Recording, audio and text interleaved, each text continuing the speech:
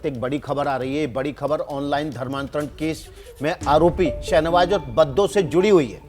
बद्दो को transit remand पर भेजा गया है। बद्दो को ठाणे कोर्ट में आज पेश किया गया, जहां अदालत ने गाजियाबाद पुलिस की मांग पर ट्रांजिट रिमांड को मंजूरी दे दी है। इस वक्त की बड़ी खबर, आरोपी बद्दो को ट्रांजिट रिमांड दे दिया। ठाणे कोर्ट ने ट्रांजिट रिमांड पर बद्दो को, शहनवाज बद्दो जो कि ऑनलाइन धर्मांतरण के मामले में आरोपी है, उसको ट्रांजिट रिमांड पर भेजा है। शहनवाज और बद्दो को उसके भाई के साथ पुलिस ने गिरफ्तार किया था और अब ट्रांजिट रिमांड मिल गई है। ऐसे में अब उससे पूछताछ के जरिए बड़े खुलासे करने की उम्मीद पुलिस को भी है, एजेंसियों को भी है और दावे किए जा रहे हैं कि इसके जरिए तमाम इसके और लिंक्स है उन तक भी एजेंसियां पहुंच पाएंगी, पुलिस पहुंच पाएगी। ये बताया जा रहा है कि ऑनलाइन गेमिंग के जरिए इसने कई लोगों को धर्मांतरण कराने के लिए उकसाया था। और विकास से जुड़ी हुई एक और बड़ी खबर यहां दर्शकों को बता देते हैं, जहां शहनवाज और बद्दो को सड़क के रास्ते गाजियाबाद लाया जाएगा। आज शाम आरोपी को लेकर निकलेगी गाजियाबाद पुलिस। इस वक्त की बड़ी खबर, शहनवाज बद्दो को ट्रांजिट रिमांड मिलने के बाद गाजियाबाद पुलिस सड़क के रास्ते से गाजियाबाद लेकर आएगी। तो ट्रांजिट रिमांड दे दी गई है और अब सड़क के रास्ते गाजियाबाद लेकर आएगी पुलिस। यूपी पुलिस बद्दो को लेकर आज शाम वहां से निकलेगी। अपर्णा, आमतौर पर आरोपियों को ट्रांजिट रिमांड पर सड़क रास्ते से ही लेकर आया जाता है, लेकिन आजकल सड़क के रास्ते लाना एक खबर बन जाती है, क्योंकि सड़क पर गाड़ी पलटने का अंदेशा होता है। हमारे साथ देखिए मृत्युंजय सिंह ज़्यादा जानकारी के साथ ग्राउंड जीरो से जुड़ गए हैं। मृत्युंजय, जो गाजियाबाद पुलिस को ट्रांजिट रिमांड मिली है उसके लिए बेसिस क्या दिया था? गाजियाबाद पुलिस ने क्या आधार बताए थे? देखिए, कोर्ट में आरोपी को पेश किया गया शहनवाज खान को। जब कोर्ट में उसे पेश किया गया तो केस के बारे में बताया गया, जिस पर जो ट्रांजिट रिमांड की मांग की गई। ट्रांजिट रिमांड की मांग को कोर्ट ने तुरंत मंजूर कर लिया और कहा कि ट्रांजिट रिमांड ग्रांटेड। लेकिन कोर्ट ने कुछ सवाल पूछे। सवाल ये पूछा कि आप आरोपी को गाजियाबाद कैसे लेकर जाएंगे, उत्तर प्रदेश में आपको जाना है। तो ऐसे पर पुलिस ने बताया कि वैन के रास्ते जो गाजियाबाद पुलिस यहाँ पर आई हुई है वो अपने पुलिस वैन के माध्यम से गाजियाबाद आरोपी को लेकर जाएगी। ऐसे पर कोर्ट ने पूछा कि क्या कोई और विकल्प नहीं है, जैसे कि ट्रेन कोई रास्ता हो सकता है या फिर फ्लाइट कोई ऑप्शन है। ऐसे पर पुलिस ने बताया कि वैन के माध्यम से ही वो सड़क के रास्ते गाजियाबाद पहुंचेंगे, जिस पर कोर्ट ने कहा कि जब ट्रांजिट रिमांड के दौरान जो आरोपी है उसके खाने पीने का ख्याल रखा जाए, उसके हेल्थ का ख्याल रखा जाए, दवाइयों का ख्याल रखा जाए अगर आवश्यकता होती है तो, साथ ही साथ सुरक्षा का ख्याल रखा जाए। इस प्रकार के कुछ ऑब्जर्वेशंस जो है वो कोर्ट ने बताए, जिसके बाद ट्रांजिट रिमांड को मंजूर कर लिया गया। आपको ये भी पूछा गया कि आरोपी को गाजियाबाद पहुंचने में कितना वक्त लगेगा। यूपी पुलिस ने बताया कि 3 दिन का समय लगेगा और अगर वो आज शाम को यहाँ मुमरा से यानी ठाणे जिले से निकलते हैं तो 3 दिन में वो गाजियाबाद आरोपी को लेकर पहुंच जाएंगे। ऐसे पर कोर्ट ने कहा कि जब आप वहां पर पहुंचे तो वहां के डिस्ट्रिक्ट मजिस्ट्रेट कोर्ट में सबसे पहले आरोपी को हाजिर करें। इस आधार पर आपको ट्रांजिट रिमांड दी जाती है। तो आपको बता दें कि कुछ शर्तों के साथ में ट्रांजिट रिमांड मिली है।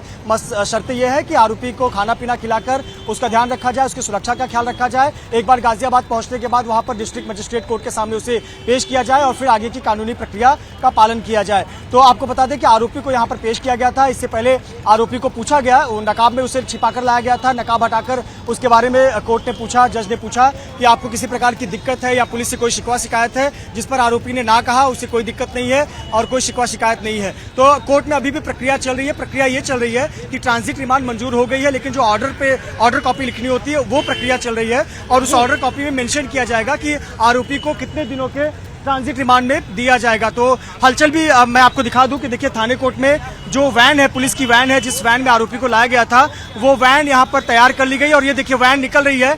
और 2 वैन आई थी, तो एक वैन तो यह मुमरा पुलिस की है 3972 नंबर वाली और इसी में आरोपी को लाया गया था। लेकिन फिलहाल ये वैन तो खाली नजर आ रही है। 2 वैन लाए गए थे। तो आरोपी को यानी कोर्ट की प्रक्रिया हो चुकी है, आरोपी को ट्रांजिट रिमांड मिल चुका है, भेजा जा चुका है ट्रांजिट रिमांड में और यहाँ से आरोपी को गाजियाबाद भेजा जाएगा। एक और सवाल, शहनवाज को अकेले लाया जाएगा या उसका भाई भी आएगा? उसके भाई का क्या होगा?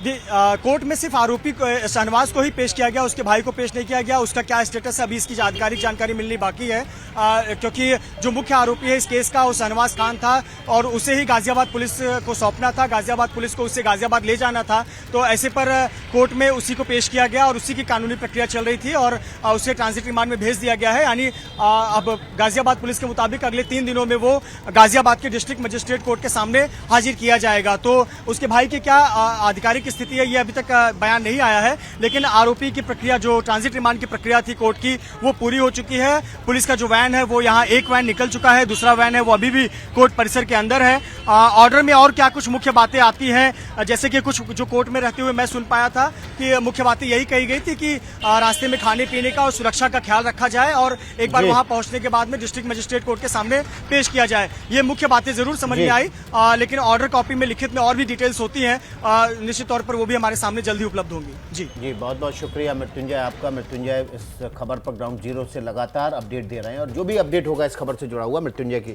जरिए सबसे पहले आप एबीपी न्यूज पर हासिल करेंगे। अपर्णा, एक और बड़ी खबर आ रही है, मास्टरमाइंड बद्दों पर एक और बड़ा खुलासा हुआ है। अलीबाग के लॉज के रजिस्टर की तस्वीर अब सामने आई है। तो शाहनवाज ने गलत नाम लिखकर रजिस्टर में एंट्री की थी, ये साफ हो गया है। शाहनवाज ने अपना नाम शहबाज लिखा था। अलीबाग के उस लॉज का रजिस्टर जहां पर शहनवाज खान छिपा हुआ था, उस रजिस्टर में शहनवाज ने अपना नाम शहबाज लिखा था, गलत नाम से एंट्री की थी ताकि अपनी पहचान छिपा सके। अब उस रजिस्टर की तस्वीर एबीपी न्यूज के पास आ गई है, ये देखिए आप, होटल का रजिस्टर है, लॉज का रजिस्टर है अपर्णा। बिल्कुल, और यहाँ पे नाम आप देख पा रहे हैं, शहबाज नाम यहाँ पर उसने लिखा है। शाहनवाज ने जहां पर वो छिपा हुआ था अपनी पहचान छिपाने के लिए, क्योंकि पुलिस से बच रहा था वो, ऐसे में उसने गलत नाम लिखकर यहां पर एंट्री की थी। ये उस लॉज का अलीबाग के रजिस्टर है जहां पर शहनवाज रुका था। शहनवाज और बद्दो ने यहां पर अपने गलत नाम से, शहबाज नाम से एंट्री की थी ताकि अपनी पहचान छिपाई जा सके। और मृत्युंजय हमारे सहयोगी लगातार लाइव जुड़े हुए हैं पूरी जानकारी के साथ। मृत्युंजय, वो तस्वीर हम दिखा रहे हैं उस रजिस्टर की जिस होटल लॉज में छिपा हुआ था शाहनवाज शहबाज बनकर। जी निश्चित तौर पर देखिए, 31 मई की रात को ही शहनवाज जो है वो मुंब्रा इलाके से फरार हो गया था और वो मुंबई के वर्ली इलाके में जाके छिपा हुआ था, लेकिन उसे पता था कि पुलिस उसकी तलाश कर रही है। वहां पर उसने एक नया सिम कार्ड लिया और नया सिम कार्ड लेने के बाद वो मुंबई छोड़कर फरार हो गया। लेकिन जो टेक्निकल एविडेंस के आधार पर पुलिस को जानकारी मिली कि ये अलीबाग में इसका लोकेशन दिखा रहा है, जिसके बाद में मुंब्रा पुलिस की टीम जो है वो 10 तारीख की रात को अलीबाग पहुंची, रायगढ़ जिले के अलीबाग में पहुंची। वहां रात 3:30 बजे से लेकर कल सुबह 11 बजे तक, यानी 11 जून की सुबह 11:30 बजे तक कई लॉज में छापेमारी की गई। इसी लॉज में छापेमारी के दौरान जो रजिस्टर चेक किया गया उसमें एक संदिग्ध नाम दिखा, वो नाम था शहबाज खान, और मोबाइल नंबर पर डायल किया गया तो मोबाइल नंबर गलत था, पता दिखाया गया था दिल्ली का। तो ये पुलिस को संदेह आया कि ये गलत जानकारी साझा की गई है, जिसके बाद लॉज में छापेमारी की गई और आरोपी को और उसके भाई को वहां से पकड़ा गया। तो देखिए, आरोपी जो है वो अपनी नाम पहचान छिपाकर वहां पर रह रहा था। आपको बता दें कि लॉज में उसने अपना नाम शहनवाज नहीं बताया था, शहबाज बताया था। उसने अपना पता दिल्ली का लिखा हुआ था, अपना मोबाइल नंबर उसने गलत लिखा हुआ है और वो एसी कमरे में रह रहा था, जिसका जो पेमेंट है होटल के कमरे का, लॉज के कमरे का, उसने कैश में किया हुआ था। साथ ही साथ वो टीवी लगातार कमरे में रहकर लगातार टीवी देखता था, बाहर नहीं निकलता था और टीवी पर अपनी जुड़ी हुई जो खबरें थी न्यूज मीडिया के माध्यम से वो लगातार देखा करता था। पुलिस को संदेह आया कि यह व्यक्ति नाम बदल कर रह रहा है, जिसके बाद छापेमारी की गई और इन दोनों भाइयों को वहां से पुलिस ने हिरासत में लिया और बाद में मुंब्रा पुलिस थाने लाकर उसे गिरफ्तार दिखाया गया। तो आज उसे कोर्ट में पेश किया गया है, जिससे गाजियाबाद पुलिस अब उसे अपने साथ ट्रांजिट रिमांड पर लेकर यूपी के गाजियाबाद लेकर जाएगी। जी मृत्युंजय, एक बड़ा सवाल यह है, इसने नंबर बदले तो वो सिम कार्ड कहां से खरीदा और वो सिम कार्ड क्या इसने अपने असली नाम से खरीदा था या वहां पर भी उसने फर्जी आईडी का इस्तेमाल किया? क्योंकि इसने जो रजिस्टर में नंबर दर्ज किया है वो भी फर्जी है, इसका अपना नंबर नहीं है। जो रजिस्टर में नंबर एंट्री की है वो नंबर गलत है। जो एक सिम कार्ड लिया था, जो उसके पकड़े जाने की बड़ी वजह बनी थी, वो सिम कार्ड जब कुछ समय पहले वो वर्ली में जाकर छिपा हुआ था तो वहां पर तौफीक और आर्यन खान, इन दो नाम के उसके दोस्त हैं, बचपन के दोस्त हैं, उन्होंने सिम कार्ड मुहैया कराया था। उस सिम कार्ड का इस्तेमाल उसने ज्यादा नहीं किया था, लेकिन जब एक बार उसने सिम कार्ड ऑन किया था किसी से संपर्क करने के लिए, उसी दौरान उसका लोकेशन अलीबाग में ट्रेस हुआ था। उसके बाद फिर से उसने वो नंबर बंद कर दिया था। उसी लोकेशन के आधार पर पुलिस ने अलीबाग के कई लॉज होटल में छापेमारी की थी और ये पता लगा कि पिछले कुछ दिनों में कौन व्यक्ति संदिग्ध तरीके से आकर रह रहा है। और इसी दौरान ये लॉज की जानकारी सामने आई कि शहनवाज नहीं बल्कि शहबाज खान नाम से एक लड़का छिपा हुआ है और इस प्रकार से वो पकड़ा गया। तो जो सिम कार्ड था उसके दोस्त ने मुहैया कराई थी, मुंब्रा पुलिस ने उसे भी हिरासत में लिया है, उससे भी पूछताछ की जा रही है। उसका नाम तौफीक और दूसरा जो दोस्त है उसका नाम आर्यन खान है। जी बिल्कुल, अब ट्रांजिट रिमांड पर लेकर आएगी गाजियाबाद पुलिस शहनवाज और बद्दो को यहाँ पर गाजियाबाद में, और 3 दिन का सफर विकास यहाँ पर तय करना होगा। और रुक कर रहे हैं समय की बड़ी खबर की ओर। बड़ी खबर आपको बता रहे हैं, ऑनलाइन गेमिंग पर केंद्र सरकार बेहद सख्त, 3 तरह के ऑनलाइन गेम पर बैन की तैयारी है। सट्टा लगाने वाले, लत लगाने वाले और जिसके इस्तेमाल से नुकसान हो, ऐसे गेम बैन होंगे। और किस तरह से बैन होगा, इसको लेकर रूपरेखा तैयार की जा रही है। केंद्रीय आईटी राज्य मंत्री राजीव चंद्रशेखर ने यह बयान दिया है। केंद्रीय आईटी मंत्री राजीव चंद्रशेखर ने बयान दिया। सुनवाते हैं आपको कि ऑनलाइन गेमिंग को लेकर केंद्र सरकार किस तरह से सख्त रवैया अपनाकर 3 तरह के ऑनलाइन गेम को बैन करने की तैयारी में। नहीं, देखिए, हमने ऑनलाइन गेमिंग के बारे में पहली बार एक फ्रेमवर्क कंसल्टेशन के बाद हमने नोटिफाई किया है। उसमें तीन टाइप ऑफ गेम्स हम नहीं अलाउ करेंगे देश में। एक जिसमें बेटिंग हो, दूसरे में अगर यूज़र हार्म हो, यूज़र यानी कि यूज़र को हार्म पहुंचाने वाला कोई गेम हो, और तीसरा क्राइटेरिया है एडिक्टिव। ऐसे कोई भी एक फैक्टर में कोई गेम अगर वायलेट करता है, उस गेम को देश में बैन किया जाएगा। इसमें दो राय नहीं है, हम इस इशू को देख रहे हैं। तो नीरज पांडे हमारे सहयोगी इसी खबर पर जुड़ रहे हैं हमारे साथ। नीरज, अंग्रेजी में कहा जाता है ना, बेटर लेट देन नेवर, ये बहुत जरूरी थी, आवश्यकता थी सख्ती की। जी बिल्कुल, आज पुणे में कार्यक्रम के दौरान राजीव चंद्रशेखर से जब सवाल पूछा गया धर्म परिवर्तन से रिलेटेड, कई ऐसे मामले सामने आए हैं जिसमें ऑनलाइन गेमिंग के जरिए धर्म परिवर्तन कराया जा रहा है। तो उस सवाल के जवाब में जब बात करते हुए साफ तौर पर उन्होंने कहा कि एक गाइडलाइन तैयार हो रही है जिसके जरिए 3 तरह के जो मामले हैं उस पर ऑनलाइन गेमिंग को बिल्कुल बैन करेंगे और ये नहीं होने दिया जाएगा। एक तो सट्टा, दूसरा कोई लत लगे, और तीसरा कि अगर आप किसी को हार्म पहुंचा रहे हो। तो ये जो 3 अलग तरह की बातें उन्होंने कही, इससे एक बात साफ हो गई कि भारत सरकार इसको लेकर बहुत गंभीर है और भारत सरकार जल्द ही एक नई गाइडलाइन लेकर आएगी ताकि ऑनलाइन गेमिंग पर कंट्रोल किया जा सके। क्योंकि ऑनलाइन गेमिंग के जरिए बहुत सारी ऐसी घटनाएं हो रही हैं, बहुत सारे ऐसे मामले सामने आ रहे हैं जिसमें सीधा क्रिमिनल एक्टिविटी इन्वॉल्व है। तो भारत सरकार ने इस खबर से जुड़ा हुआ लेने के लिए आपके पास आते रहेंगे। तो ऑनलाइन गेमिंग को लेकर केंद्र सरकार बेहद सख्त रवैया अपनाने जा रही है। इसके लिए बाकायदा रूल्स फ्रेम होंगे ताकि ऑनलाइन गेमिंग के 3 तरह के गेम को बैन किया जा सके। मैं हूं विकास भदौरिया आपके साथ, और अपर्णा मेरे साथ हैं इस वक्त ऑनलाइन गेमिंग को लेके। अपर्णा, ये बड़ी खबर आ रही है, रख देते हैं दर्शकों के सामने। बिल्कुल, तो ऑनलाइन गेमिंग के जरिए धर्मांतरण के बाद अब बात दिल्ली के रैन बसेरे में धर्मांतरण के धंधे की हम कर लेते हैं। बड़ी खबर आपको ये बता रहे हैं कि इसमें आरोपी कलीम को पुलिस रिमांड में ले सकती है। कलीम के बनाए व्हाट्सएप ग्रुप के मेंबरों पर शिकंजा कसने की तैयारी में है। व्हाट्सएप ग्रुप के मेंबर से भी पूछताछ की जाएगी। पुलिस आज कलीम को सीलमपुर मदरसे ले जा सकती है। इस मदरसे की पर्चियां काटकर पैसे इकट्ठा किया करता था कलीम।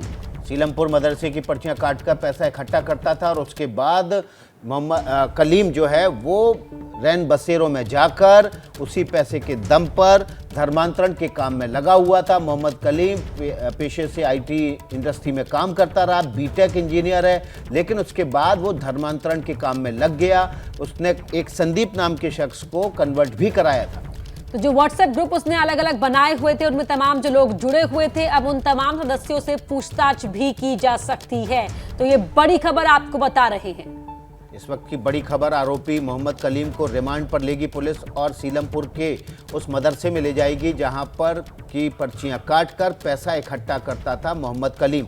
मोहम्मद कलीम पे कई राज्यों में अपने नेटवर्क के जरिए धर्मांतरण के धंधे को फैलाने का आरोप है। उसने एक व्हाट्सएप ग्रुप बनाया हुआ था जिसके जरिए ये धर्मांतरण के धंधे को फैला रहा था।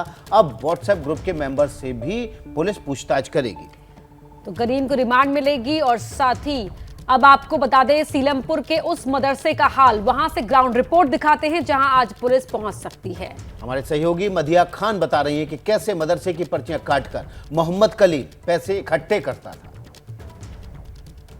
धर्मांतरण से जुड़े मामले में पुलिस की जांच का दायरा लगातार बढ़ता हुआ दिख रहा है। आरोपी कलीम जो है उसको लेकर पुलिस अलग अलग जगह जा रही है और जांच में जुटी हुई है। इस वक्त हम मौजूद हैं सीलमपुर की जनता कॉलोनी में, जहां पर एक तस्वीर अब हम आपको दिखाएंगे जहां गली नंबर 8 में वो मदरसा है और उसी गली की तस्वीर इस वक्त हम दिखा रहे हैं। हालांकि यहाँ के लोगों में आक्रोश जरूर है इस बात को लेकर कि पुलिस बार बार इस इलाके में आ रही है, इसीलिए ज्यादा पास जाकर तस्वीरें दिखाना इस वक्त मुमकिन नहीं है हमारे लिए। लेकिन जिस तरह से पुलिस इस पूरे मामले की जांच में लगी हुई है, उसमें आज पुलिस यहां आकर पूछताछ कर सकती है, क्योंकि संदीप उर्फ अब्बास को कल यहां से पुलिस जो है वो लेकर गई है। ये वही शख्स है, बताया जा रहा है, जिसका धर्मांतरण जो है वो करवाया गया था और खास तौर से इसी शख्स से पूछताछ की जाएगी कि कब से ये सब सिलसिला जो है वो चल रहा है।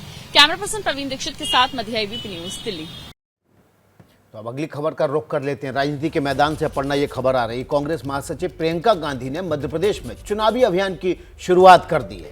प्रियंका ने जबलपुर में नर्मदा पूजा की और आरती में भी शामिल हुई और थोड़ी देर में रैली भी करने वाली हैं। इसी बीच केंद्रीय मंत्री अनुराग ठाकुर ने कांग्रेस पर निशाना साधा है। उन्होंने कहा है कि राहुल गांधी ने 2018 में मध्य प्रदेश में जो वायदे किए थे वो पूरे नहीं किए। राहुल गांधी मध्य प्रदेश में अपना मुंह दिखाने लायक नहीं है, तो अब अपनी बहन को उन्होंने भेजा है, ये अनुराग ठाकुर ने ये कहते हुए उन पर हमला बोला है। अनुराग ठाकुर ने सीधा निशाना साधते हुए राहुल गांधी पर यह कहा है कि राहुल गांधी ने पिछले चुनाव में मध्य प्रदेश में जो वायदे किए थे वो कांग्रेस ने पूरे नहीं किए, इसलिए अपना मुंह छिपा रहे हैं राहुल गांधी और अब प्रियंका गांधी को मध्य प्रदेश भेजा है। और तस्वीरें आपको उस वक्त की दिखा रहे हैं जब प्रियंका गांधी नर्मदा तट पर बैठ वो पहुंची और पूजा अर्चना की। एक और प्रियंका दीदी गई है मध्य प्रदेश जबलपुर, लेकिन वहीं पे राहुल गांधी जी 2018-17 में आए। वो वहां पर क्या कहते थे? 2018 में आके वहां पे गारंटी देकर गए थे कि किसानों के कर्जे माफ कर देंगे, बेरोजगारों को बेरोजगारी भत्ता देंगे। कांग्रेस की सरकार भी मध्य प्रदेश में आई, लेकिन ना बेरोजगारी भत्ता मिला और ना ही वहां के किसानों के कर्जे माफ हो पाए। राहुल गांधी जी मुंह दिखाने लायक नहीं रहे, तो बहन प्रियंका जी को वहां पर भेज दिया। मेरा प्रियंका गांधी जी और कांग्रेस पार्टी से प्रश्न है कि किसानों के कर्जे क्यों माफ नहीं हुए और आज कौन से झूठे वायदे करने आए। यही हिमाचल प्रदेश में आज से 6 महीने पहले कांग्रेस ने कहा था आपसे 2 रुपए किलो गोबर खरीदेंगे, 100 रुपए किलो दूध खरीदेंगे, 300 यूनिट बिजली मुफ्त में देंगे, 1500 रुपए बहनों के खाते में आ जाएगा। मेरी बहनों के 1500 रुपए खाते में आ गया? वो आया कि नहीं आया? ये फर्जी गारंटियां देकर सत्ता में आते हैं, फिर भूल जाते हैं। पहले फर्जी गारंटियां दी, अब हाफना शुरू कर दिया है। अब कोई जाता तो कहते पैसे नहीं है, नहीं है पैसे, क्या करें भाई साहब? पैसे नहीं थे तो फिर झूठे वायदे किए क्यों थे? तो जहां प्रियंका गांधी जबलपुर में कैंपेन करने पहुंच गई, वह अनुराग ठाकुर हिमाचल प्रदेश पर, प्रियंका गांधी पर और मध्य प्रदेश कांग्रेस पर निशाना साधने पर। बिल्कुल, और हमारे वरिष्ठ सहयोगी ब्रजेश राजपूत हमारे साथ जुड़ रहे हैं उस जगह से जहां पर अब से थोड़ी देर में प्रियंका गांधी की रैली होने वाली है। ब्रजेश, तस्वीरें भी दिखाएं और बताएं यहाँ पर इस समय फिलहाल जो समर्थक पहुंचे हुए हैं, कुछ उत्साह उनमें दिख रहा है नहीं? देखिए वर्णा, ये आज से ये कहें कि कांग्रेस ने अपने मध्य प्रदेश विधानसभा चुनाव का शंखनाद कर दिया तो कोई अतिशयोक्ति नहीं हुई, क्योंकि इस रैली का नाम विजय शंखनाद रैली है। जबलपुर के ये शहीद स्मारक मैदान पे जो बड़ी रैली हो रही है, यहाँ पर पूरे महाकौशल क्षेत्र से लोगों को बुलाया गया है और महाकौशल वो एरिया है जहाँ 36 में से कांग्रेस की 24 सीटें थी। तो पिछली बार मध्य प्रदेश से पूरे इलाके से बहुत अच्छी सीटें पाई थी। इस बार फिर कांग्रेस को उम्मीद है यहाँ से बेहतर सीटें पाएंगी और यही वजह है कि इस जगह को चुना गया है कि प्रियंका यहाँ से अपने चुनावी अभियान की शुरुआत करेंगे मध्य प्रदेश की। और बड़ी बात है कि ऐसे इलाके चुने जा रहे हैं जहाँ राहुल गांधी अपनी भारत जोड़ो यात्रा में नहीं आए थे, तो उन जगहों प्रियंका जा रही हैं। प्रियंका यहाँ आई है, उनके साथ सारे मध्य प्रदेश के सारे नेता यहाँ मंच पर मौजूद हैं और थोड़ी देर में प्रियंका इस बड़ी रैली को संबोधित करेंगे।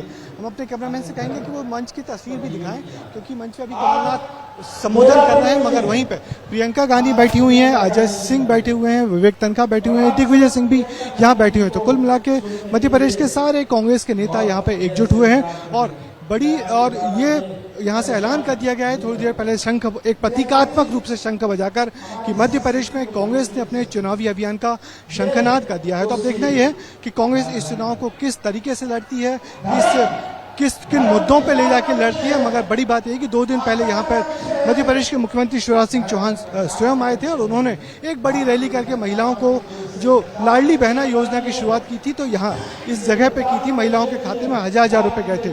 तो अब यहाँ प्रियंका आई हैं और प्रियंका मध्य प्रदेश की महिलाओं से वादा कर रही हैं कि जो नारी सम्मान योजना है जिसमें 1500 रुपए खातों में जाएंगे और 500 रुपए का गैस सिलेंडर दिए जाएंगे, तो इस तरीके से यहाँ पे एक नए चुनाव अभियान की शुरुआत हो गई है। बिल्कुल ब्रजेश, आप बने रहिए और आप ही की एक रिपोर्ट दिखा देते हैं। जब प्रियंका गांधी जबलपुर से चुनावी अभियान का आगाज कर रही है, कर्नाटक के बाद मध्य प्रदेश के चुनावी घमासान में अब गधे की एंट्री हो गई है। ब्रजेश राजपूत की रिपोर्ट दिखा देते हैं पढ़ना। जिस तरीके से कैंपेन प्लान किया है उसमें एक अहम चीज गदा का है।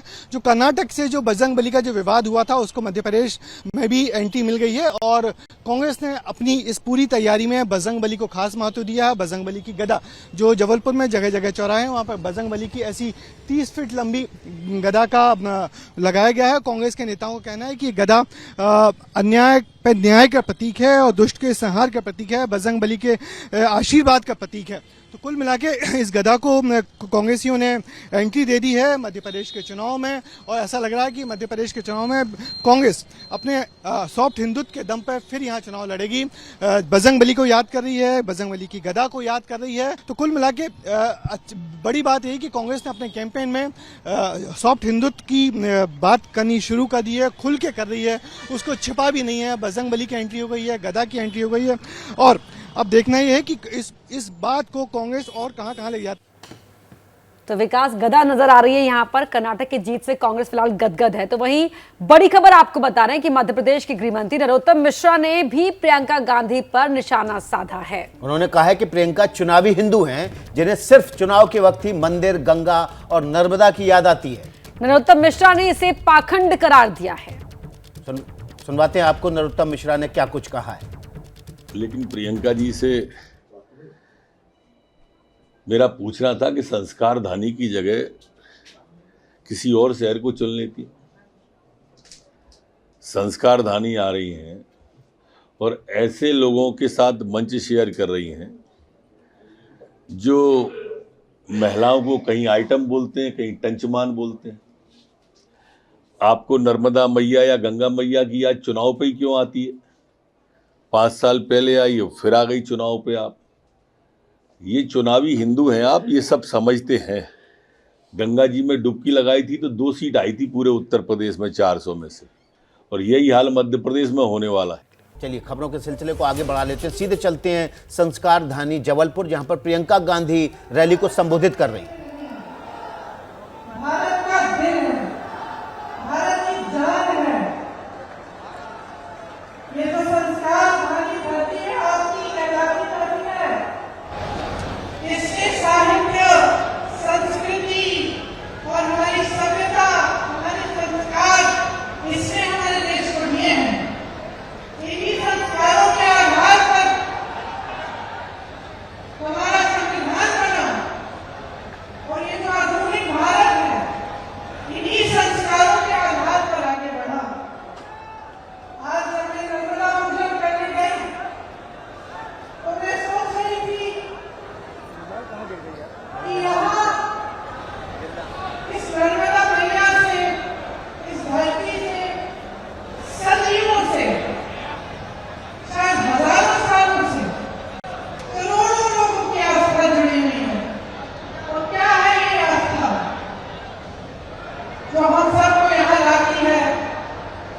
हम सब नर्मदा पूजन करते हैं, हमारे दिलों में वही भावना होती है जो भावना सदियों पहले उन लोगों में होती, उनके दिलों में होती जो यहीं पर आके नर्मदा पूजन करते थे। मैं सोच रही थी कि ये जो आस्था होती है धर्म में, इस तरह की आस्था राजनीति में भी होनी चाहिए। इस तरह की आस्था नेताओं के दिलों में, पब्लिक के प्रति, जनता के प्रति, देश प्रदेश के प्रति होनी चाहिए। और जिन्होंने हमारी स्वतंत्रता की लड़ाई लड़ी, मैं दावे के साथ कह सकती हूँ कि उनके दिलों में इस तरह की आस्था थी। सब कुछ न्यौछावर करके कभी-कभी अपना, कुछ लोगों ने अपना जीवन दान दिया, कुछ लोगों ने अपने जितने भी घर थे, सब जितना भी उनके का धन था, सब कुछ दान दिया और हमारी स्वतंत्रता की लड़ाई में लड़े। तो वो तो इसलिए कर पाए क्योंकि उनके दिलों में एक आस्था थी भारत के लिए, भारत की जनता के लिए, हमारी स्वतंत्रता के लिए, हमें आगे बढ़ाने के लिए। तो आज की राजनीति में वो आस्था क्यों नहीं है? कल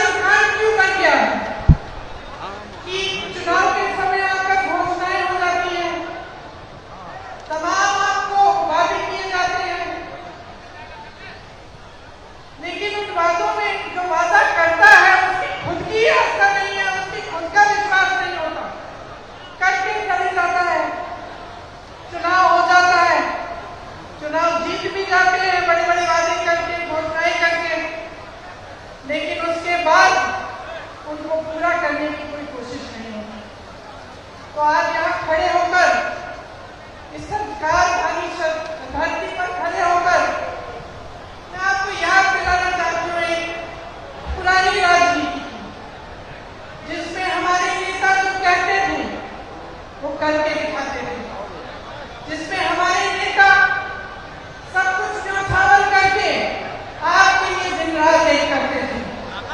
आपकी सेवा सर्वोपरि होती थी उनके दिल में, उनके दिमाग में।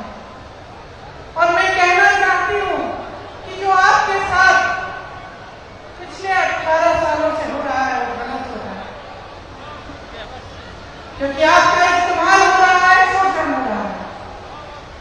आपके सामने आकर तरह तरह के वादे, तरह तरह की घोषणाएं होती हैं और उनको पूरा नहीं किया जाता।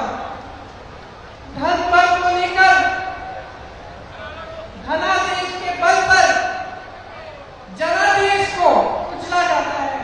ये भी कहना चाहता हूं, हमारे भी साथियों ने आपसे चर्चा की है। आज देखिए देश की दुनिया में इज्जत कैसे बढ़े। आज प्रधानमंत्री को ब्रिटेन का पूर्व प्रधानमंत्री कैमरून मोदी जी के सामने खड़ा होकर के बोलता है कि वह दिन दूर नहीं है। पहले बोलते हैं कि भारत ने इस बात को पूरा कर दिया कि एक चाय वाले को प्रधानमंत्री बना दिया। दूसरी बात कहते हैं कि वह दिन दूर नहीं है जब भारतीय मूल का व्यक्ति ब्रिटेन का प्रधानमंत्री बनेगा। जिस देश ने हमको 200 साल राज किया उसका प्रधानमंत्री बोल रहा है कि समय आएगा जब ब्रिटेन का प्रधानमंत्री भारतीय मूल का होगा। और आज ऋषि सुनक ब्रिटेन के प्रधानमंत्री के रूप में विराजमान है।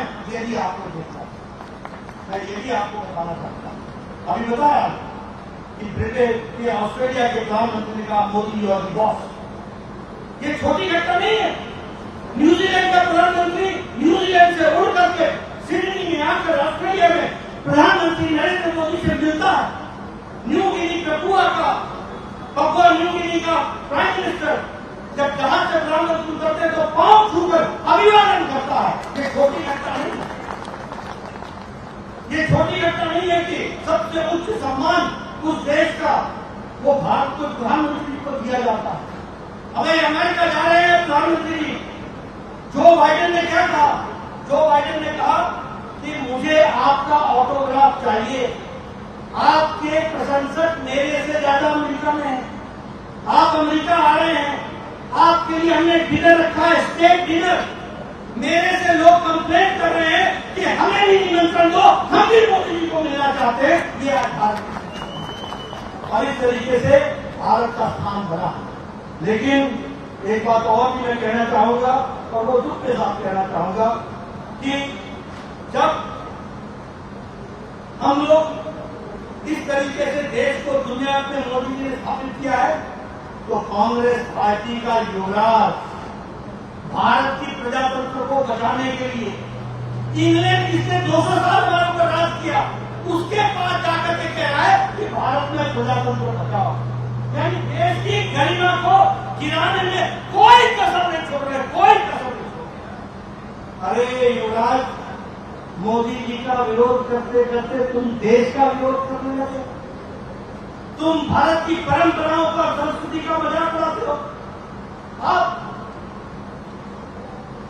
सेंगहोल के सामने जिसको लोकसभा में स्थापित किया प्रधानमंत्री जी ने, सेंगहोल, इस सेंगहोल पर जब प्रधानमंत्री शाहकाम दस्तखत करते हैं तो उसका मजाक बनाते हो और भूल जाते हो कि यही सेंगहोल तेरे